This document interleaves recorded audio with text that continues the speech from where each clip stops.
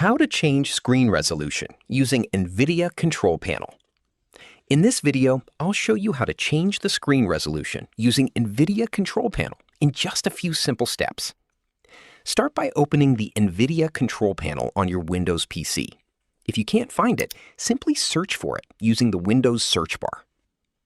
Once the NVIDIA Control Panel is open, look at the menu on the left-hand side and expand the Display section. Next, click on Change Resolution. At the top of the page, select the display you want to configure if you have multiple monitors connected. Then, under the Resolution section, choose the screen resolution you want to use. You can also change the refresh rate using the drop-down menu if needed.